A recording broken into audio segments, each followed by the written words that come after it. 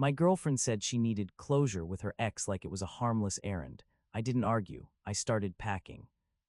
Hey friends, please like this video and leave a comment with your impressions. This will be a great help. Thank you. We never tire of reminding you. It's all thanks to you. I'm 34, and at the time this happened, I'd been living with my girlfriend, Lee, for a little over a year in Raleigh, North Carolina. I work as a project coordinator for a commercial construction company, mostly schedules, invoices, inspections, the kind of job where you learn to stay calm when everyone else is emotional. Lee is 32 and works in marketing for a regional healthcare group. She's smart, social, the sort of person who remembers birthdays and sends thank you cards without being reminded. From the outside, we looked stable. We split groceries. We hosted game nights. We had a 5-year plan conversation that ended with a laugh and a kiss, like we were adults playing house the right way. But there was one name that kept floating around the edges of our life like smoke you couldn't grab: Nate. Nate was her ex from before me. They dated on and off for almost 4 years, which is usually a polite way of saying the relationship was a revolving door. Lee rarely talked about him in detail. When she did, she used careful words. We weren't good together. It was messy. He didn't know what he wanted. I didn't love hearing about him, but I also didn't feel threatened at first. Everyone has a past. I wasn't trying to be the guy who demanded someone erase their history to prove loyalty. The first time his name really bothered me was at a friend's birthday dinner last spring. We were at a restaurant downtown, one of those places where the menu is 2 pages long and everything costs more than it should. Lee was showing photos on her phone, vacation pictures, funny screenshots, dog memes. She swiped too far and there it was, a selfie with her and Nate, his arm around her, her face tilted toward him in a way you don't do with someone you've fully moved on from. It flashed on the screen for maybe 1 second, before she swiped away like her finger had touched a hot stove. She laughed too loudly and said, ignore that. I didn't make it a thing at the table. I waited until we got home. I said, hey, that photo caught me off guard. Lee rolled her eyes like I'd accused her of something. It's old. I know, I said. It just made me wonder if you still keep a lot of that.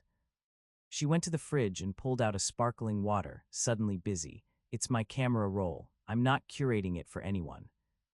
That tone, defensive, slightly contemptuous, was new. I backed off because I didn't want to turn a harmless question into a fight, but I filed it away. Over the next few months, little things piled up. Nate's name would come up in conversation with her friends, and Lee would get that tight smile like she was sharing an inside joke. She'd say she ran into him at a bar, then insist it was nothing. She'd get a text, glance down, and tilt her phone away from me without thinking. If I asked about it, she'd say, "You're reading into everything." Here's the part that matters. I wasn't the jealous type. I didn't demand her passwords. I didn't check her phone. I didn't show up places to catch her. I believed the healthiest relationships were built on trust, and I didn't want to become a man I didn't respect. So I tried the adult approach. One Sunday morning, we were drinking coffee on the couch. I said, "Can we talk about something without it turning into a fight?" Lee sighed, already annoyed. "Sure." "I'm not trying to control you," I told her, "but Nate is still a presence. I feel it. If you're still in contact with him, I'd rather you tell me directly than have it show up in weird ways." She stared at the TV like I was background noise. "We're not in contact." "Okay," I said, "then that's all I needed." And for a couple weeks, things smoothed out. She was affectionate again. She started planning a summer trip for us to Charleston. She showed me paint colors for the spare room, talking like we'd be in that apartment for years. Then on a random Wednesday in early October, she came home later than usual. Not traffic was bad late, the kind of late where you can't pretend nothing happened. I was at the kitchen counter sorting mail. There was a letter from Duke Energy, a grocery store coupon packet, and an envelope from our leasing office. Lee set her purse down carefully like she didn't want it to make noise. She didn't kiss me hello. She went straight to the sink and turned on the water, then just stood there with her hands under it, staring into nothing.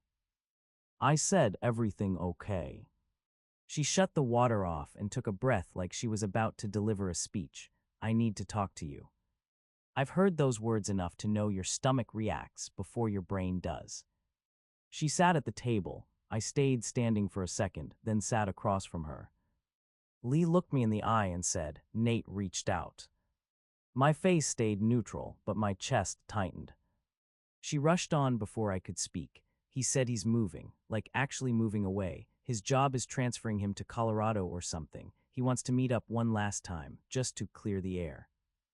I didn't say anything, I just watched her. She added, I think I need closure. There it was, that word people use to make questionable behavior sound therapeutic. I asked, closure for what? Lee's eyes flashed, for the way it ended, for the things he said, for the things I said. I don't want it hanging over me. Do you feel like it's hanging over you now? I asked. She hesitated, just a beat, but it was enough. I thought I'd moved on, she said, softer, but when he texted, it brought up a lot. I nodded slowly. Okay, so what are you asking me for? I'm not asking permission, she snapped, and then immediately tried to soften it.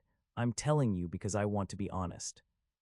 Honest, after months of insisting, he wasn't even in the picture. I kept my voice calm. What does meeting up look like? Coffee, she said quickly. Just coffee. He wants to apologize. I want to say my piece, and then it's done. Where? She named a place near downtown, a cafe that stayed open late and served cocktails after 6 p.m. When? I asked. Tomorrow, she said. Of course it was tomorrow. It's always tomorrow when someone wants to do something they know isn't great. It keeps you from thinking too hard. I stared at the mail on the counter behind her, the leasing office envelope, the utility bill, all the unromantic paperwork that makes a life real. Then I looked back at her and asked a simple question. If it's just coffee and an apology, why are you nervous? Lee's eyes filled with irritation. I'm not nervous. You are, I said evenly. Your hands have been shaking since you walked in. She pulled her hands into her lap and clenched them. I don't want you to make this into some big betrayal. It's closure. I took a breath. Lee, I'm not going to raise my voice. I'm not going to call you names. I'm not going to tell you what to do, but I need you to understand what you're asking. I'm not asking anything, she repeated. You're asking me to sit here and be supportive while you go meet your ex because you still have feelings you need to sort through, I said. That's what it sounds like. Her face went hard. That's not what I said. No, I agreed. It's what it means.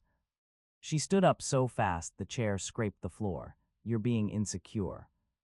That word hit me like a switch flipping, not because it hurt my feelings, but because it revealed the script she was using. When someone wants to do something selfish and not feel guilty, they call the other person insecure. It turns boundaries into a character flaw. I didn't argue about the label. I just asked, if I told you I needed closure with an ex and I was going to meet her tomorrow night, would you be cool with it? Lee opened her mouth, then closed it. Her eyes darted away. I didn't think so, I said. She grabbed her phone off the table. I can't do this right now. And that's when she said the sentence that changed everything. I'm going to call Nate and tell him we can meet, then we'll talk after, okay? It wasn't a question, it was a decision. She started walking toward the bedroom with her phone already in her hand, thumb hovering over the screen. I didn't stop her, I didn't follow her, I didn't demand to hear the call. I sat there for about 3 seconds, letting the reality settle in. Then I stood up, walked into our closet, and pulled my suitcase off the top shelf. I want to be clear, this wasn't a dramatic tantrum. It was the opposite. It was the calmest moment I'd had in weeks because suddenly the fog was gone. The situation was simple. My girlfriend wanted to invest emotional energy in her ex. She wanted to do it under the banner of closure. And she wanted me to smile and validate it so she could keep me as a safety net. I wasn't going to be anyone's safety net while they tested old feelings. So I packed. At first I moved slowly, almost like I was watching myself from across the room. I opened drawers and folded shirts. I put socks in pairs. I rolled up my gym clothes. I pulled my laptop and work badge from the desk and slid them into my backpack. From the bedroom, I could hear Lee's voice through the wall, muffled but unmistakably animated in a way she hadn't been with me in a while. She was doing that light laugh she used at parties when she wanted people to like her. I kept packing. It wasn't just clothes, it was logistics. My name was on the lease and on the utilities. We had a joint savings account for future plans. We split a streaming subscription bundle, all those little ties that don't feel heavy until you have to cut them. I grabbed the lease packet from the kitchen counter and opened it. I found the section on early termination and subletting. There was a fee, there was a notice period. I took pictures of the relevant pages and emailed them to myself. Calm, documented, no guessing. Then I opened my laptop and logged into our utility accounts, not to do anything shady, just to see what was connected to my name. Electric and internet were mine. Water was through the complex. Rent came out of my checking account, and Lee transferred her half every month. I started a note on my phone titled Move Out Checklist. I wrote down what I needed to do the next morning: call the leasing office, transfer utilities, separate accounts, change delivery addresses. I heard Lee's laugh again, a longer one. My hands didn't shake, my face didn't get hot. I felt disappointed and oddly relieved, like my body had been bracing for impact and now the impact had finally arrived. Lee walked out of the bedroom about 15 minutes later, phone still in hand. She stopped in the doorway and blinked like she was seeing a stranger in our apartment. "What are you doing?" she asked. "I'm packing," I said. Her eyebrows jumped. "Why?" I zipped the suitcase and set it upright. "Because you said you need closure with your ex, and you said you're meeting him tomorrow." "That doesn't mean you have to freak out," she said, voice rising. "I'm not freaking out," I replied. "I'm making a decision." Lee looked from the suitcase to my backpack, then back to me. "So you're breaking up with me over coffee." I didn't correct her wording. That was the game. Reduce it to something harmless so she could call my boundary unreasonable. I said, "I'm breaking up with you because you still have unfinished emotional business with Nate, and you want to pursue it while keeping me in place." "That is not fair," she snapped. "I'm not trying to be fair," I said. "I'm trying to be honest." Lee stepped closer. "I told you about it. That should count for something." I nodded. "It counts. It counts that you were going to do it either way, and you told me because you didn't want to feel guilty." Her jaw tightened. "You're twisting everything." "No," I said quietly. "I'm listening." She threw her hands up. "He's moving away. This is my chance to finally close the chapter. Do you want me to spend the rest of my life wondering?" That sentence landed like a confession. I held eye contact and said, "If you need a chance to close a chapter with him, then you're not ready to build a life with me." Lee stared at me like she couldn't believe I'd said it out loud. Then she tried a different angle, softer voice, sad eyes. "Please don't do this. You're acting like I cheated." "I'm acting like I respect myself," I said. "You can meet him. You're an adult, but you can't do it and also expect me to stay in this relationship." Her eyes flashed with anger again. "So you're giving me an ultimatum."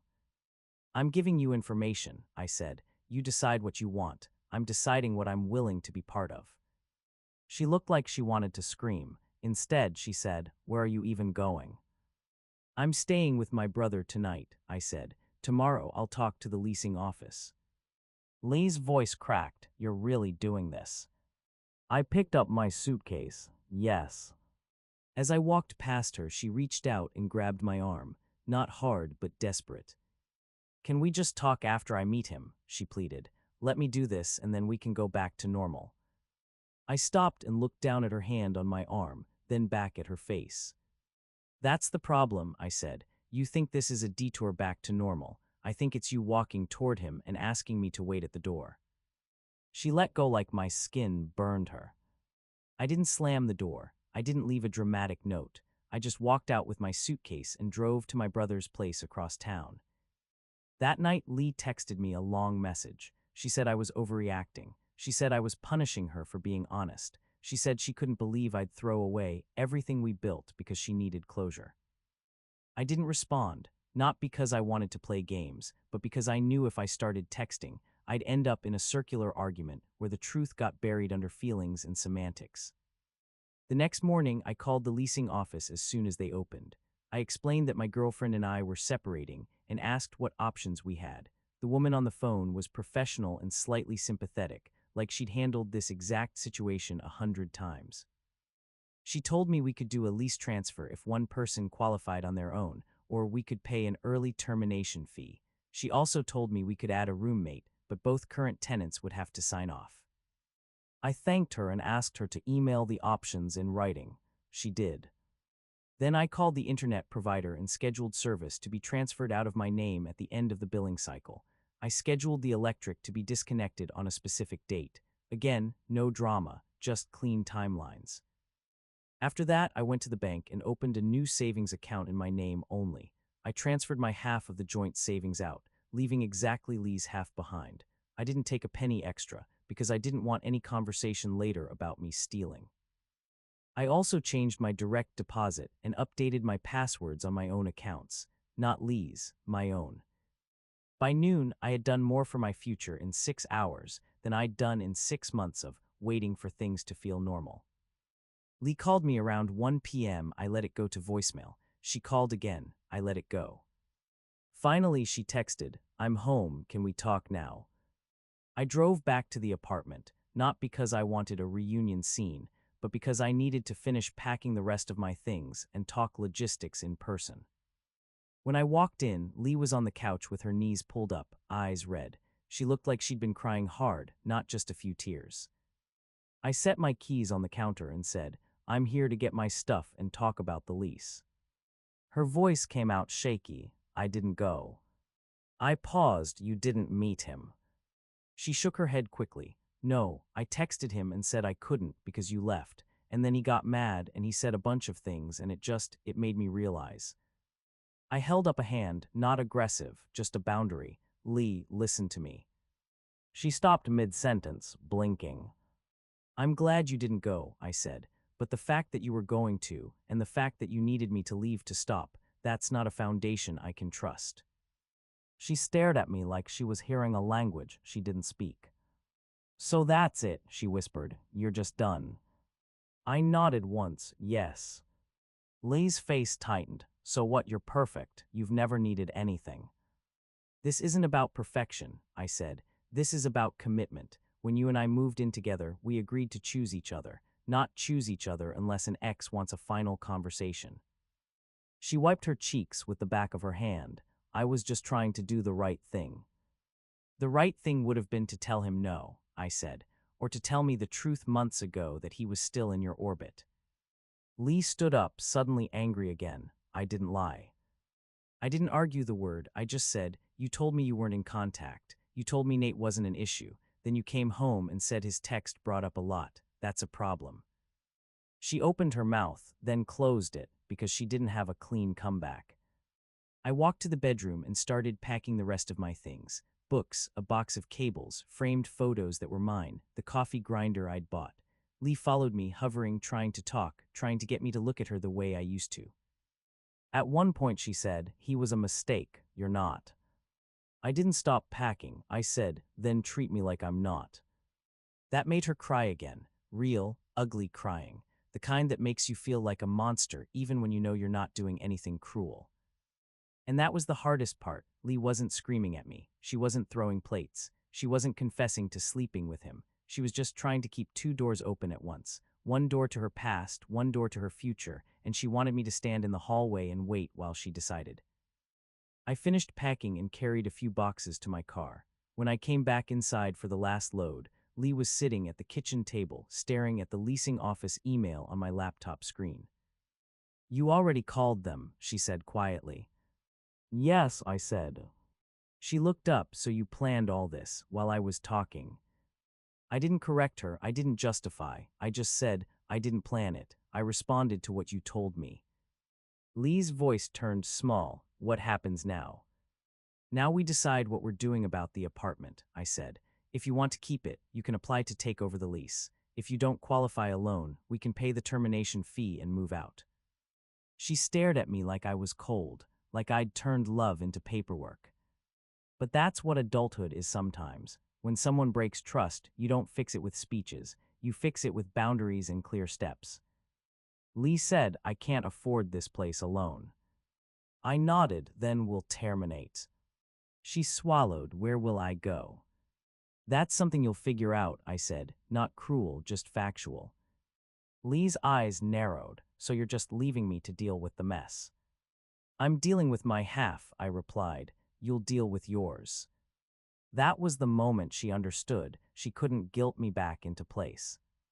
Over the next 2 weeks, we did the slow, painful work of separating a life. We signed the lease termination paperwork. We scheduled movers. We divided furniture. I kept my receipts and confirmations in a folder because I've learned that even good people can become irrational when they're embarrassed. Lee asked me 3 separate times if we could try again after we moved out. Each time I told her the same thing. I don't want to be with someone who needs to lose me to choose me. The last day in the apartment, we stood in the empty living room surrounded by scuff marks where the couch used to be. Lee looked exhausted, like someone who'd been running on adrenaline for weeks. She said he texted again. I didn't react, I just waited. She added I blocked him. I nodded once, that's good. Lee's voice trembled. Do you think it would have been different if I handled it better? I looked at her for a long moment because I didn't hate her. I still cared about her, but caring doesn't mean staying. I said maybe, but you didn't handle it better, and now we're here. Lee cried quietly. I carried the last box to my car. A month later, after I'd moved into a smaller place and my life had settled into a calmer rhythm, Lee emailed me, not a text, an email formal, careful. She apologized without excuses. She said she'd been chasing an emotional, loose end instead of appreciating what she had. She said she understood why I left. She said she hoped I was doing okay. I replied with one sentence, I'm glad you're taking responsibility, and I hope you find peace. Then I archived it and moved on. The lesson I took from all of this wasn't, never trust anyone or every ex is a threat. It was simpler. If someone needs closure with their ex, they can have it, but they can't have it while holding your hand and asking you to pretend it's harmless. The moment you accept that deal, you teach them that your place in their life is negotiable. And I'm not negotiable. If you've ever been in a situation like this, where someone called you insecure for having a boundary, tell me what you did, because I'm curious how other people handled it.